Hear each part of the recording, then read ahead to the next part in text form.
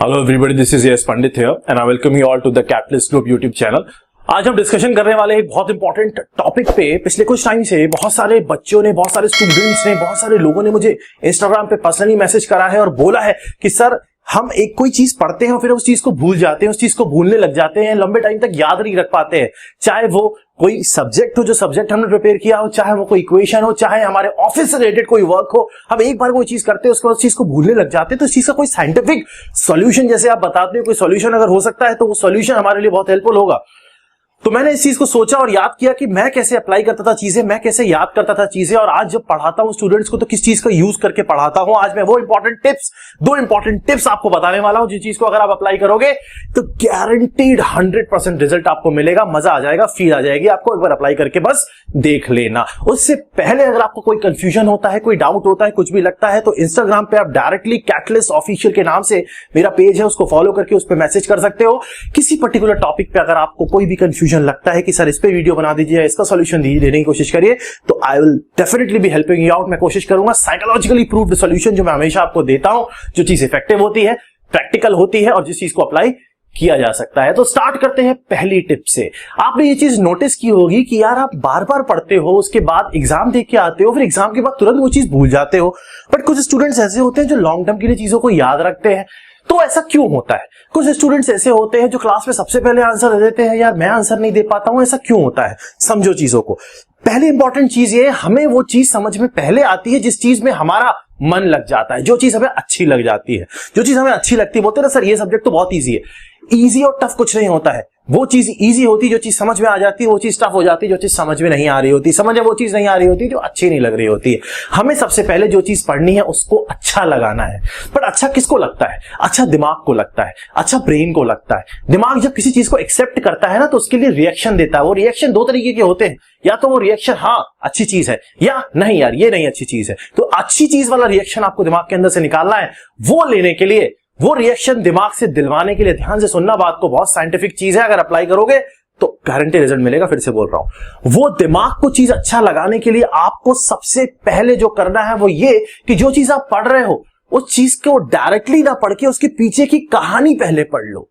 जब भी मैं कोई चीज पढ़ाता हूं ना, बच्चे कहते हैं सर सब समझ में आ जाता है। आप पढ़ाते हो तो चाहे इंजीनियरिंग हो, चाहे फिजिक्स हो, चाहे साइंस हो, चाहे अपना हिस्ट्री पॉलिटी, सब समझ में आ जाता है। उसका रीजन है बेटा, मैं जब पहले पढ़ता था तो मेरा खुद, जब मैं स्टूडेंट था तो मैं कभी कोई चीज डायरेक्टली नहीं पढ़ता था। जैसे अगर मुझे बर्नौलीज इक्वेशन पढ़नी है तो मैं बर्नौलीज क्या था उसकी कहानी एक बार पढ़ लेता था, तो मुझे ऑटोमेटिकली वो कहानी से रिलेट हो जाता था। जैसे फॉर एग्जाम्पल अगर मुझे ग्रेविटी का कॉन्सेप्ट पढ़ना है, आज भी अगर मैं आपको ग्रेविटी चीज वर्ड बोलता हूं तो आपके दिमाग में एक पिक्चर क्रिएट होगी, न्यूटन पेड़ के नीचे बैठा है और उसके सर पे एप्पल गिरा है, क्योंकि वो कहानी हमें पता है। दिमाग, ब्रेन की ये स्ट्रेंथ होती है या ये वीकनेस होती है कि ये पिक्चोरियल डेटा को, स्टोरी वाले डेटा को, म्यूजिक वाले डेटा को, साउंड वाले डेटा को जल्दी कैप्चर करता है। लिखी हुई चीज देख के समझना थोड़ा डिफिकल्ट हो जाता है, देखी हुई चीज देख के समझना आसान हो जाता है, क्योंकि दिमाग को इजीली अच्छी वो चीज लगती है। आपको कोई चीज अगर समझ में नहीं आ रही है तो आपको उसके पीछे की कहानी निकाल लेनी है। एक बार कहानी निकाल के आ गई तो कहानी तो हर चीज के पीछे की होती है ना। अगर कोई चीज बनी है तो उसके पीछे कोई तो इंसान रहा होगा ना, वो इंटरनेट पे कहानी आपको देगा। एक बार कहानी पता लग गई तो रिजल्ट फिर आप देखोगे, मजा आ जाएगा। कोई भी डिफिकल्ट चीज नहीं होती है अगर उसके पीछे का रीजन पता हुआ। आपको पहला काम ये करना है, जो चीज डिफिकल्ट लगती है उसके पीछे की कहानी एक बार ढूंढ लो। एक बार कहानी ढूंढ लोगे उसके बाद वो चीज डिफिकल्ट नहीं रहेगी। ये हो गई पहली इंपॉर्टेंट टिप, कहानी ढूंढनी है। दूसरी चीज बच्चे बोलते हैं सर एक चीज और बड़ी डिफिकल्ट हमें लगती है, वो चीज होती है रिवीजन करना। देखो एक चीज हमेशा ध्यान रखना, मैंने पहले भी बोला है, कभी भी किसी भी चीज को एक बार पढ़ोगे तो वो चीज दिमाग में जाएगी, लेकिन अगर आपको उसको परमानेंट दिमाग में भेजना है, तो मेरे दो इंपॉर्टेंट पॉइंट ध्यान रखना। ये दोनों इंपॉर्टेंट पॉइंट सेकंड टिप के अंदर आते हैं। इस इंपॉर्टेंट पॉइंट का जो पहला पॉइंट मैं आपको बताने वाला हूं वो है रिवीजन। किसी भी चीज को एक बार पढ़ के परमानेंट दिमाग में भेजने के लिए आपको रिवीजन चाहिए होता है। रिवीजन करने के तरीके अलग अलग होते हैं। रिवीजन करने का सबसे बढ़िया तरीका, दिमाग की स्ट्रेंथ को पकड़ो। दिमाग पिक्चोरियल डेटा कैप्चर करता है। अलग अलग पिक्चर्स ले आओ, फोटो ले आओ, फोटो नहीं तो चार्ट पेपर ले लो, चार्ट पेपर पे इक्वेशंस लिख दो, चार्ट पेपर पे फॉर्मूले लिख दो और उसको दीवार पे चिपका दो। मतलब बेसिकली आपको दिमाग को पिक्चर भेजनी है। जब आप दीवार पे कोई पिक्चर चिपका देते हो, पिक्चर मतलब पहले मैं क्या कर रहा था, कोई कार्टून चिपका दिया, कोई बॉडी बिल्डर चिपका दिया, उसके ऊपर फॉर्मूला लिख दिया। अब उससे क्या होता था, जब मैं एग्जाम में जाता था ना, आंख बंद करता था तो मुझे वो पिक्चर दिखती थी, क्योंकि पिक्चर तो याद है, उसके अंदर जो लिखा होता है वो ऑटोमेटिकली इस पिक्चर का पार्ट होता है, वो मुझे याद आ जाता था। समझ में आ रहा है मैं क्या बोल रहा हूं? पिक्चोरियल फॉर्म में दीवार पे चीजें चिपका दो।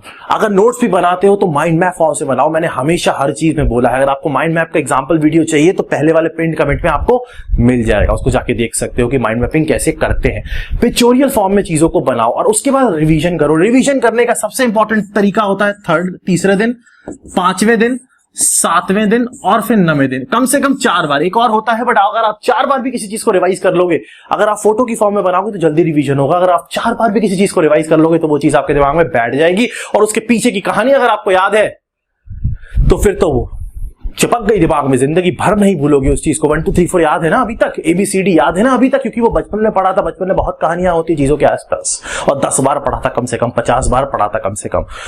रिवीजन। सेकंड, अगर फिर भी आपको वो चीज डिफिकल्ट लग रही है, कोई बहुत ही डिफिकल्ट चीज लग रही है, तो मेरे एक चीज को मानना, किसी को जाके पढ़ा देना। टीचिंग, किसी को भी जाके पढ़ा देना। अपने डॉगी होगा ना घर पे, उसको पढ़ा देना। डिफिकल्ट मत पढ़ाना वरना काट सकता है। भाई बहन, छोटे आस पड़ोस वाले दोस्त जो बेचारे पढ़ नहीं पाते, कोचिंग नहीं जा पाते, जाके उनको पढ़ा देना अगर आपको कॉन्सेप्ट समझ में आ जाए।